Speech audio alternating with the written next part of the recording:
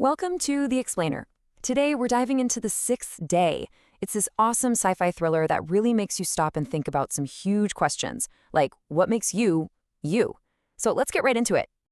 Okay, so let's just dive right in with this one question. What if you came home after a totally normal day and found yourself already there? I mean, someone who looks exactly like you, sounds like you, knows all your secrets. It's not just some crazy nightmare, right? In this film, it's very real. It's what happens when technology gets way, way ahead of our own morality. So, first things first, to really get why our hero's life just completely implodes, we gotta understand the world he's living in. It's a lot like ours, but with one giant game-changing difference. And that game-changing difference is, of course, cloning. The moment scientists actually managed to create a perfect copy of a living thing, it wasn't just some big science news. No, it was like an ethical earthquake that shook the whole world. Suddenly, everyone had to deal with this huge question that, up until then, was just something you'd see in the movies.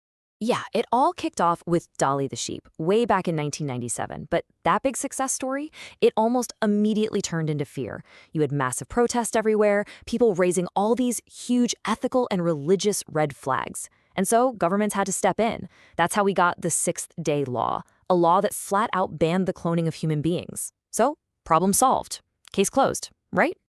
Well, not so fast. See, while the law shut down human cloning, it left this huge, glaring, and very profitable loophole: animals. And boom, an entire industry just springs up, and sitting right at the top of that food chain is this brilliant, but let's say morally flexible billionaire named Michael Drucker. His company, Replacement Technologies, they can bring your dead pet back to life. For a price, of course, a very, very steep price. And that's where we meet our hero, Adam Gibson. He's just a regular guy, really. A family man, a helicopter pilot, and, ironically enough, he absolutely hates the idea of cloning. He's one of those people who believes life and death should be left alone. He wants absolutely nothing to do with any of it.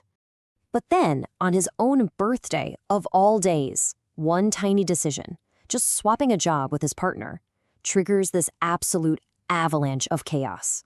See, he's supposed to be flying the billionaire Drucker on some snowboarding trip. But his partner Hank is like, no, I'll take it. You go home for your birthday. Seems like a super nice thing to do, right? Yeah, well, that one decision is about to cost them everything. So Adam gets home, totally expecting a surprise party. And he gets one, all right? Just not the kind he was thinking of. He casually looks through his living room window, and he sees himself. An exact copy of him is in there, blowing out candles on his birthday cake, hugging his wife, playing with his daughter.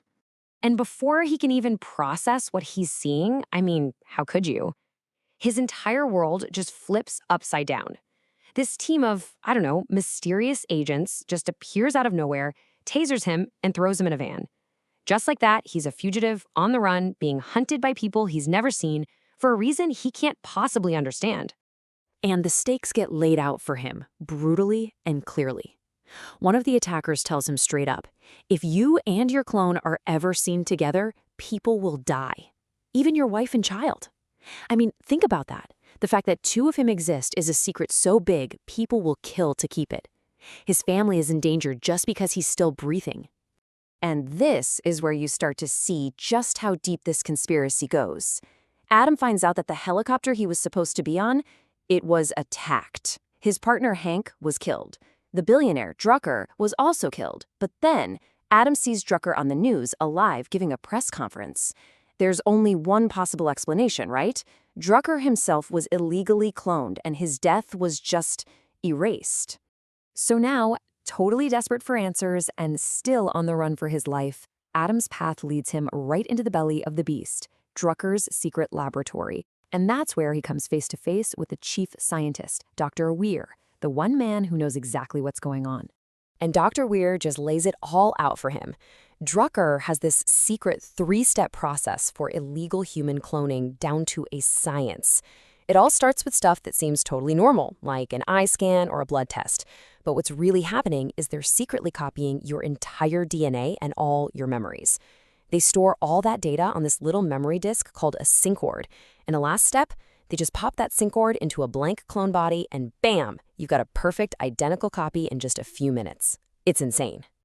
So here's the kicker. The whole thing was a massive mistake, a case of mistaken identity. Remember how Hank took Adam's place on that flight? Well, he told Drucker's crew that his name was Adam. So when that helicopter went down, they just assumed Adam Gibson was dead. They pulled up his file, activated his sync accord, and made a clone to cover their tracks. They had no idea the real Adam was still out there, alive and well. And that incredible revelation sets up the film's biggest, most shocking twist, a moment that just flips the whole story on its head. And it forces us to ask a really uncomfortable question. Which Adam have we been following this whole time? The original guy or the clone? So when our hero is finally caught, when he's dragged in front of Drucker himself, the man behind everything, Drucker drops a bombshell, this soul-crushing truth.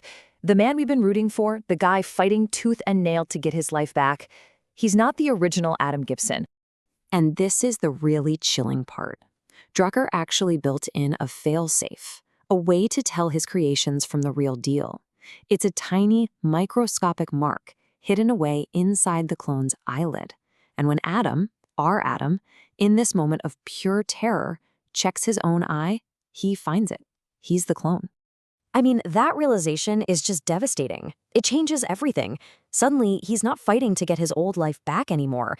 He's fighting for the right to have any life at all. And his only chance of surviving, he has to team up with the one person in the world he never, ever expected to meet, the original him. So let's just look at this wild team-up for a second. You've got the original Adam, who's still trying to wrap his head around the fact that there is a copy of him running around. Then you've got the clone Adam, who has all the same memories, the same love for his family, everything. Yeah, their personal goals are a little different. One wants his life back, the other just wants a life, period. But their main objective, it's exactly the same. Take down Drucker and save their family. Okay, so while the two Adams are getting ready to fight back, Dr. Weir stumbles onto an even more horrifying secret. Drucker wasn't just making copies. He was building a kill switch right into their DNA. Every single clone is engineered with this fatal flaw that gives them a lifespan of just 5 years. It's his ultimate insurance policy, the ultimate control. And knowing this just fuels their fire. They launch this final, coordinated assault on the facility. It's actually a pretty brilliant plan. The original Adam goes to rescue the family, while the clone Adam goes straight for Drucker. His mission? To burn the whole operation to the ground and wipe out every last trace of that illegal data. So, Drucker's empire is destroyed. They won. But now they're left with this impossible problem. What do you do now? How can two men with the exact same face, the same memories, who love the same family, possibly coexist in a world that says only one of them can even exist? And this is where we see a final act of just incredible empathy. The original Adam makes this huge decision. He looks at the clone, and he recognizes that in every way that actually matters, he's a person. So he lets him go. He gives him the chance to start a new life, to become his own man. It really hammers home the film's main point, you know? The science itself isn't good or bad. It's all about the person who's using it.